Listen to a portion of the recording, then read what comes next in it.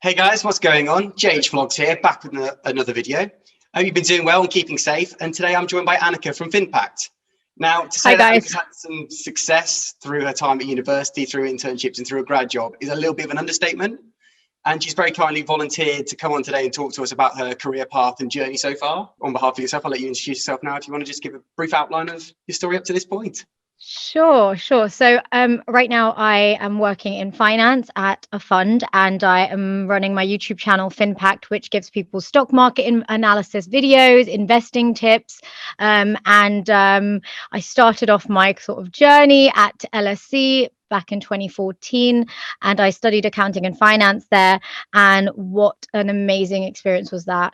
It really shaped me as a person. And now, and then post that, in my final year, I moved to Cass Business School, which was a transfer. I moved for personal reasons, but I'll never forget my time at LSE. And when I was at LSE, I did some various internships in the financial sector. I interned at Barclays. I interned at Franklin Templeton.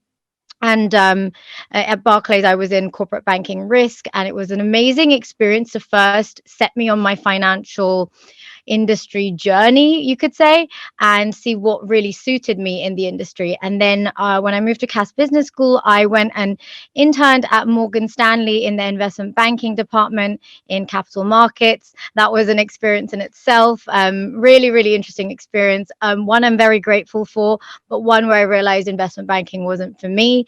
And so I took a full 360 and went back to the buy side sort of thing, because my first ever internship was in asset management at Franklin Templeton. So I currently work at a fund, in private debt fund. So we basically give financing to emerging market countries.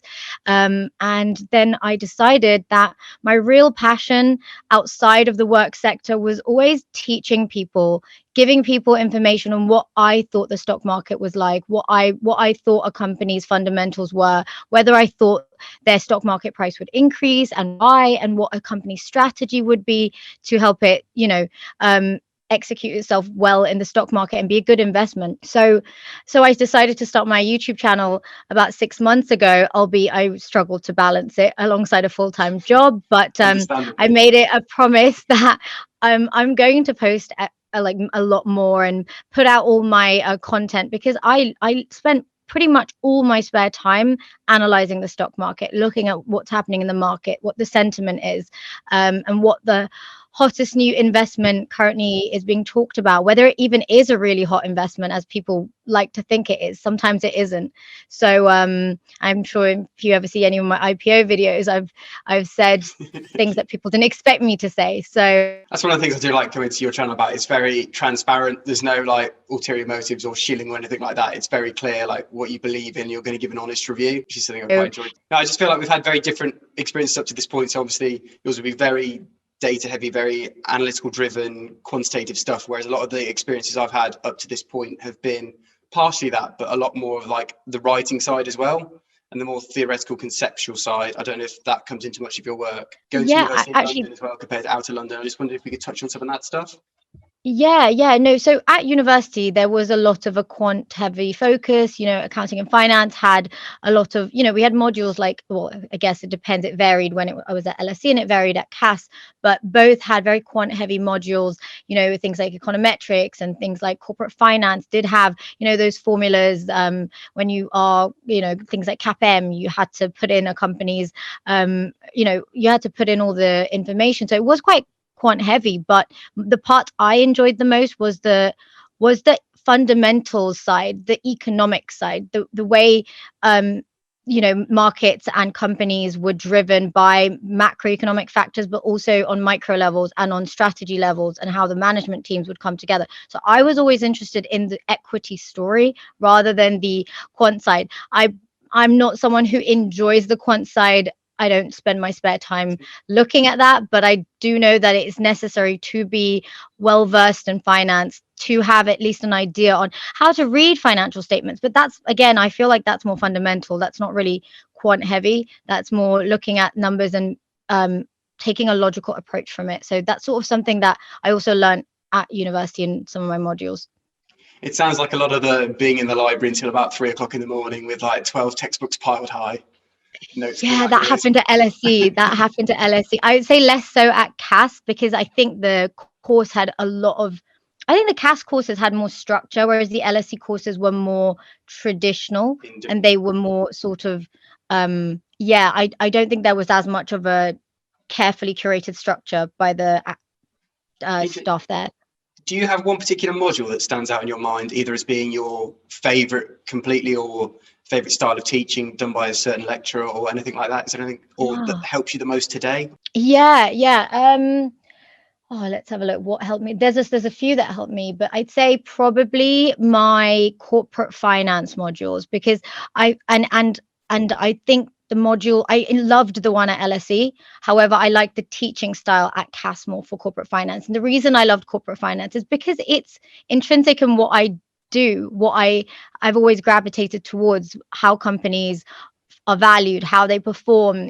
That's what corporate finance mainly looks at, how basically capital is allocated for these companies, and how in terms of the sort of formulas we use to value a company, to assess the net present value of an investment, that sort of thing. So I felt like that's the most useful. I used it on my internships. I especially used my corporate finance modules on my investment banking internship at Morgan Stanley, because of course there was lots of modeling, there was lots of looking at a company and giving a sort of target IRR, which would be the sort of return, internal rate of return. So things like that I did use a lot of my corporate finance. But some modules, like some of my really mathematical modules, like I don't think I ever used them really. Not much. That's interesting. Yeah. But jumping about the place, I wasn't going to talk about internships till later, but jumping about straight into them. When you were on your, say, investment banking internship, were the hours as long as it's shown, say, like in the media, in films, or what was it like as an intern? It's very long hours. It is very long hours. There's no. It's just the nature of the industry. I think it's also a cultural thing, which I personally, I'm not a fan of, which is why I'm not in that industry. However, it suits some people. Some people thrive off that long hours, the pressure. Some people work better under that. I personally don't. I think I become more inefficient, but the hours are very long. There are some late nights. All of us interns were there snacking at midnight. There was a lot of camaraderie though. So despite that, it's almost like, when you go to war together and you're doing deals and you're up at night, and there's like, there's an element of it that's glamorized, but there's an element that's glamorized, but at the same time it's hard work, and in practice it's not as easy as it appears. Like you see in Suits when I know that's a law show, but it's kind of the same concept of how they pull all-nighters and how they're up late working on a deal. I mean, as an intern, you're not working directly on like a client. Well, you are, but you're not necessarily speaking to the client or doing all the cool stuff. You have to sort of pay your dues before you get to that level. So what was your role then during the internship? Was it sort of completing secondary work to then be passed up the chain, or how did it work?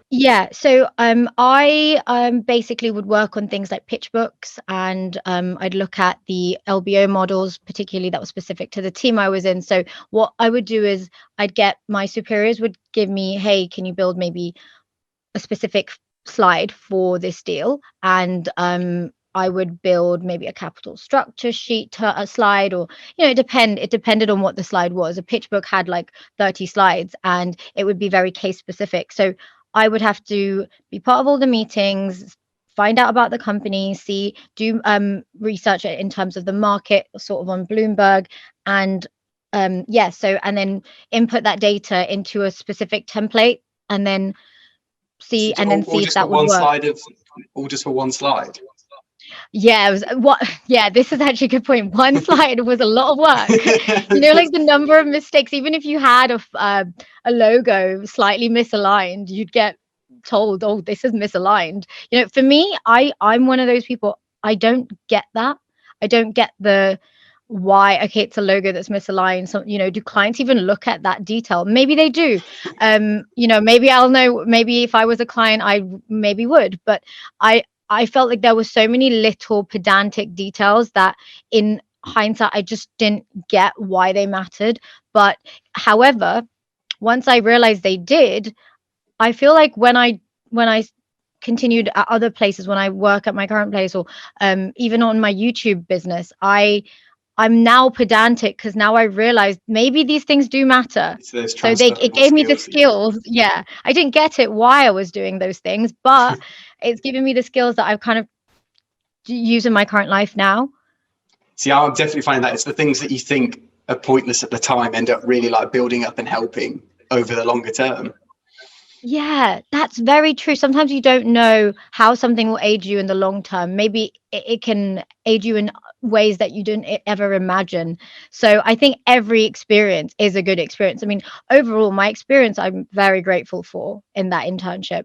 But yeah, I just think I also realized it wasn't what I wanted for myself in my life, because you do have to sacrifice a fair amount to be working such long hours. You do have to give up your part of your social life, and I get it, it's a lucrative industry, the compensation, the people are very well compensated, but my personal belief is, and I will say this on my channel, is that there are other ways that can suit you better to make good money, to be financially stable.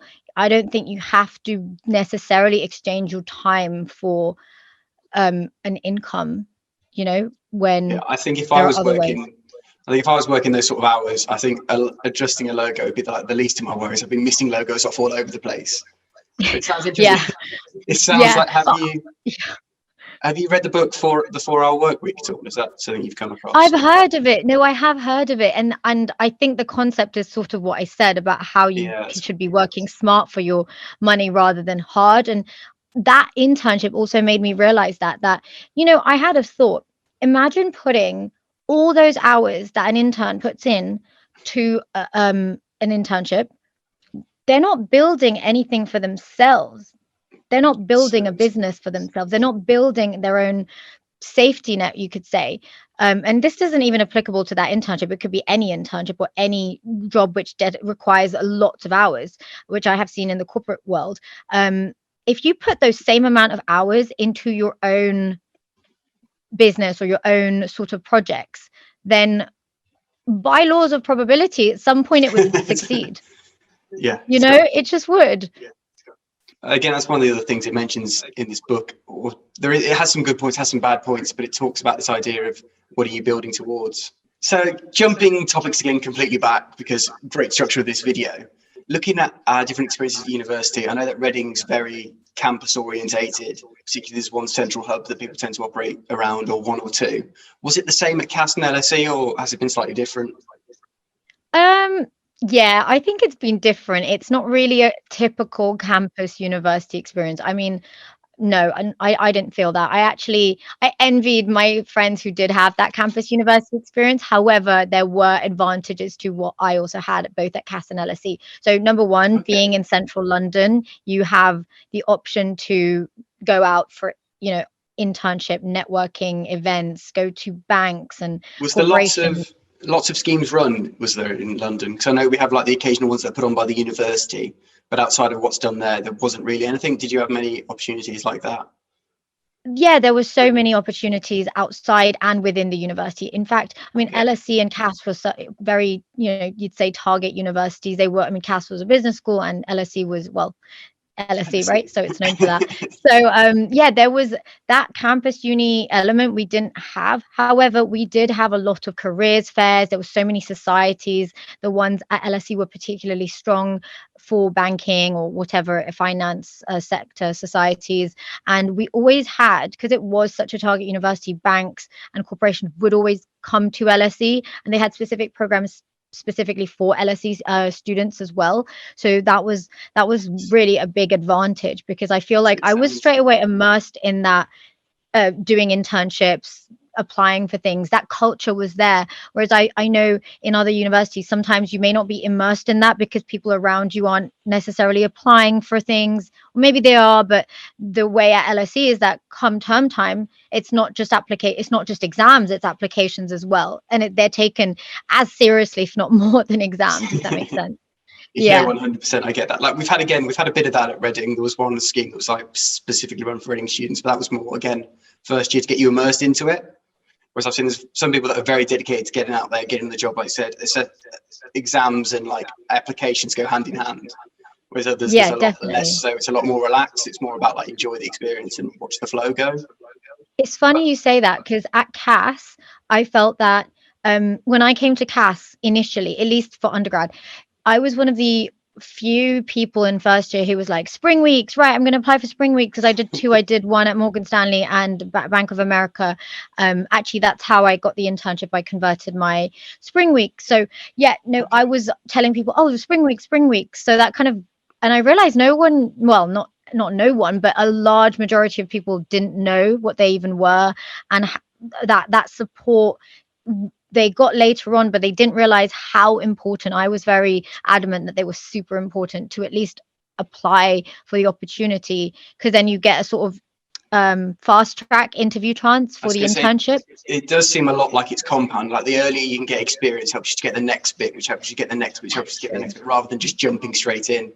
That is true, because I did come from a bit of experience from the LSE thing, so that there was that. But of course, as I had transferred, I also had to explain that and to interviewers and things. So there was a bit of a pro and con for me. But no, back to CAS and the application sort of in like culture, people weren't massively into it until a certain point when we started getting all these talks. And actually I started delivering talks at CAS as well on applying. And wow. I became I sort of became like a bit of an internship spokesperson. Worst thing to be. yeah, literally. And then we had all these events. I will say CAS had so many cool events. So we had these banking networking workshops, and there were these like M&A societies and things like that, when they had drinks, which were a lot of fun. So everyone would gather and have sandwiches and drinks and talk about banking and listen to like speakers. So there was that really cool element, but most of that was at CAS, the business school building. So I think people had to avidly go out and join those societies and that sort of thing. But yeah, I do think that's a thing though in London universities. There's more of that exposure to corporate opportunities. But again, I guess I can't comment for the ones outside of London, because I haven't been. Well, I'm going to give you two questions here rolled into one. When you mentioned societies, did you play a big role in many societies? Was that something that you think helped you to stand out on your application? You talk about, again, Barclays, Morgan Stanley, Bank of America. Or were there other things that you think helped to elevate you in a position to go forwards? So I'm sure people from societies may not like me saying this, but I felt that it didn't really impact me whatsoever. I didn't hold any societal positions. Yeah, well, not that because I felt my biggest strength in my application was my experience. Was the experience I had, the internships, the spring weeks, the work experiences, all those things was, I believe, what helped my application. Because I, throughout LSE nor at CAS, held any societal like positions like leader of this or this. I felt that my time was better spent from going to the events, enjoying networking and talking about it, rather than having the responsibility in that leadership position, because I wanted to spend my time applying for work experiences and internships and that sort of thing. Because I felt that in my interviews, those were the things we discussed more so, rather than And on that, you obviously got some amazing positions. How many applications did you have to write in order to get those positions? And it can be obviously very disheartening when you apply, and then don't get in. Is some sort of guide for people? Okay, basically, in terms of applications, I was quite bad. For spring weeks, because obviously that was the first round of applications. For spring weeks, I applied to, let's say, 10 places, and I got quite lucky that I got 2. I won't lie, that's not always the case. And that definitely wasn't the case when I was applying for graduate jobs. But that I was quite lucky in that sense. So I did apply only to 10, but I did make sure that my application was so precise, so detailed, so written, so to the best of my ability, that I felt that I felt that maybe this would be good enough to get something out of those 10. I do, in hindsight, recommend anyone applies to more. You can write 10 applications, or you can write 10 applications. And I'm guessing from what you say, it was the right, you went into it properly detailed, hours on it, as opposed to just the same cover letter sent round. My cover letter, I spent hours and hours and hours, like writing, proofreading, rewriting. You know, many people think, oh, it's a cover letter, you're just going to write, hi, I study this at this, and this is what I do. No, like it has to be well written, and every piece of experience should be linked to that particular internship or job role. It should be, every skill that you've gained should be applied to that skills that are required for that internship. I feel like those 10 applications I made were the best 10 applications I've ever made in my life. However, it is a trade-off, because so far, but it is a trade-off though, because I do believe that when you get to final year and it is harder to get grad jobs than it is to, well, I don't know. I think so. I think it's harder to get a grad job than it is to get an internship, at least in my experience. And obviously, when you send off 30 or 100 grad applications, you're not going to be able to send off as high quality as if you were just sending off 10. So I think quality tends to decline as you're trying to get as many applications out. So that was, I'd say, what I felt in the final year. But in first year, when exams were less difficult and things were less intense, I was able to focus.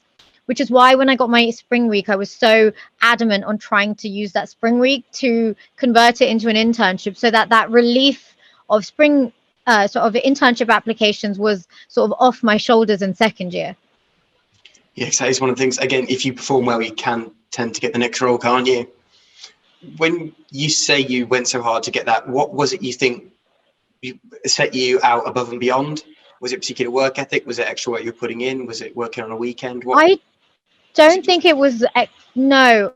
Okay, so I'm one of those people that I believe in working smarter rather than harder. So I think it was the quality that I focused on, the quality of my personal statement, the quality of my CV, and mainly the things that I think helped me stand out was, I'd say, probably my story, how I was at LSE, and you know, how I was doing internships when I was there, my entire move to CAS process, and how that had helped me grow as a person, and how I worked even harder because of that move, and how I had to sort of prove myself again, that I was just as hardworking, if not more. I think I became more hardworking, to be honest, after that, because I did have a lot to prove myself and redeem myself on.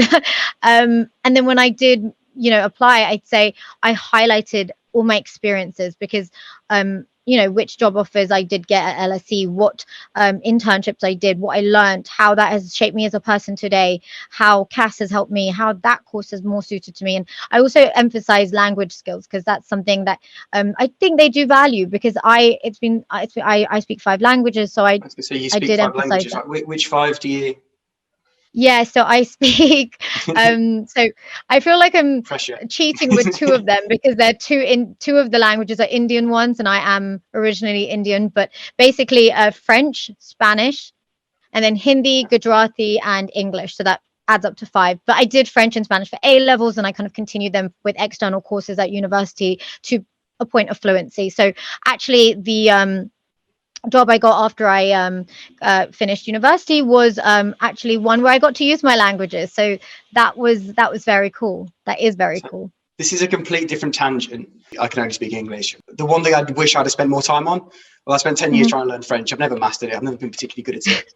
Would you be able to switch conversations mid-language, just flowing, having a conversation? Or... Oh yeah, bien sûr, je peux parler français maintenant, si tu veux. Which I just said, yes, of course I can switch to French, you know, if you want. But yeah, absolutely. I think that's no, please no.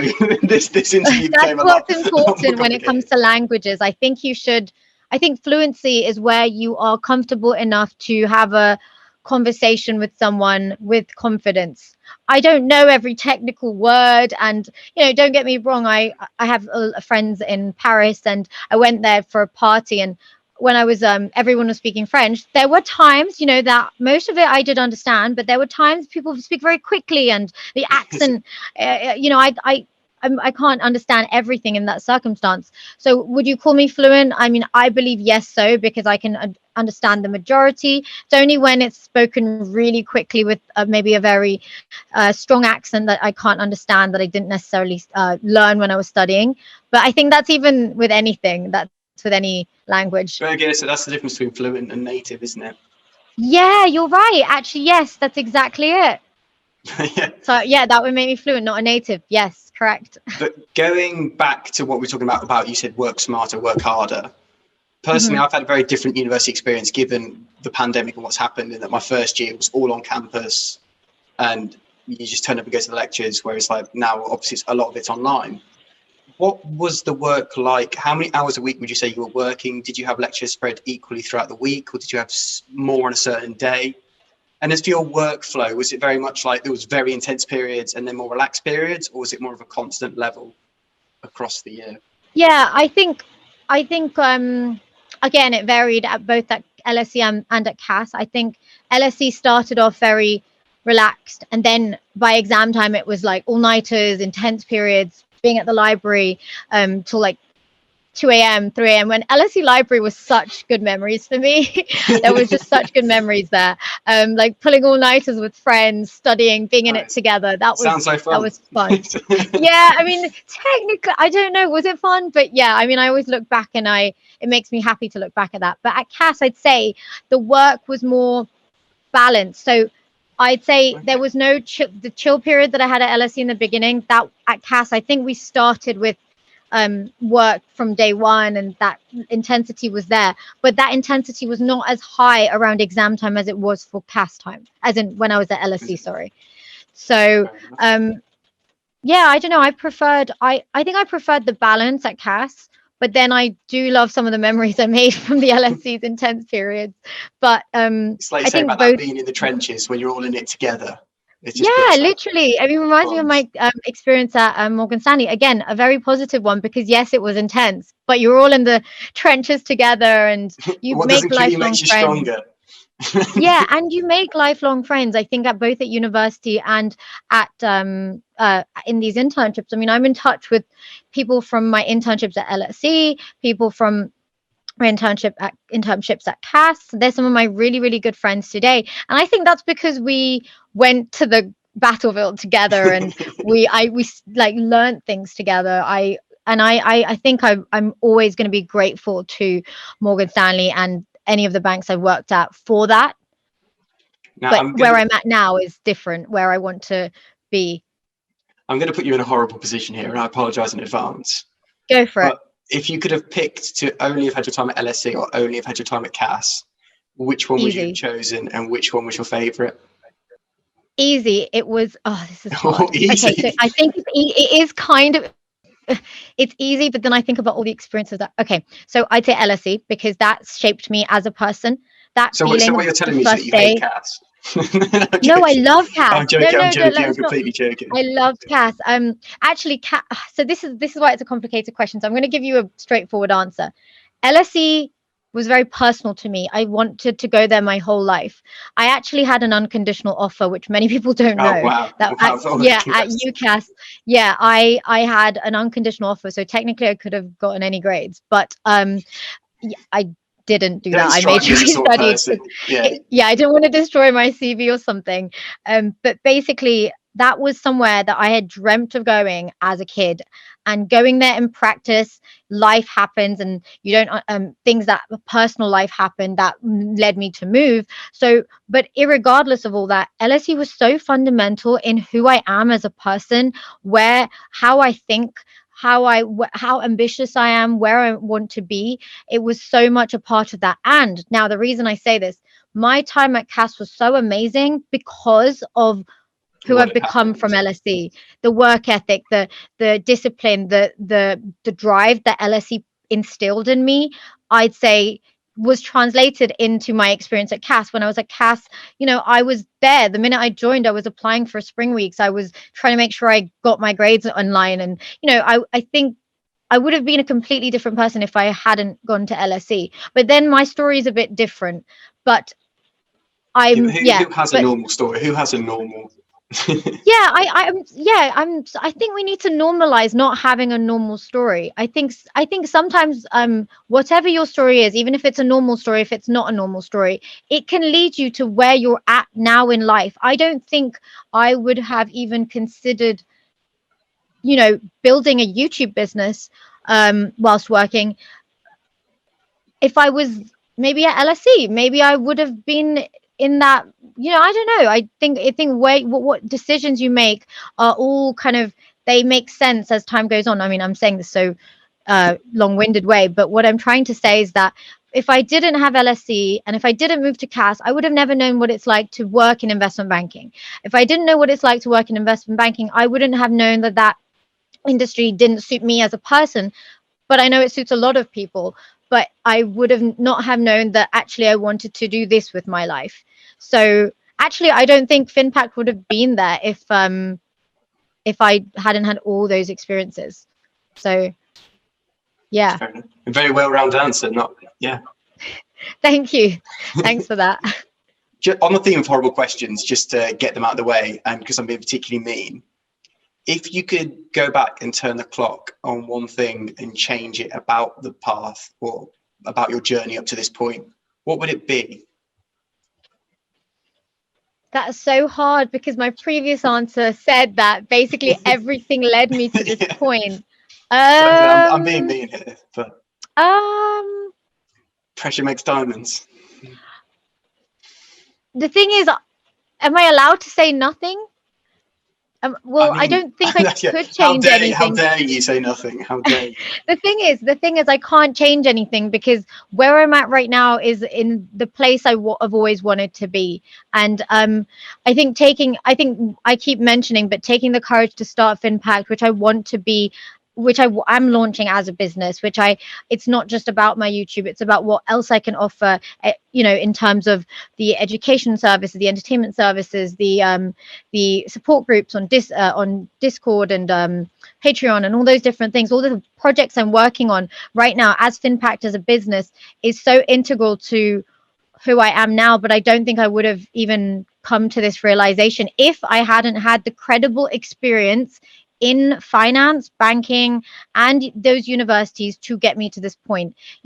I wouldn't have been able to talk about companies and the stock market the way I do. I don't think I would even be able to think about them and the way I do now. And and I think it's worked out. I think it's given me that right intuition for what I believe I personally would do with the stock market. Again, not financial advice. But that is so key. It's one of the things I know I said to you in private, but I'll say it out here now.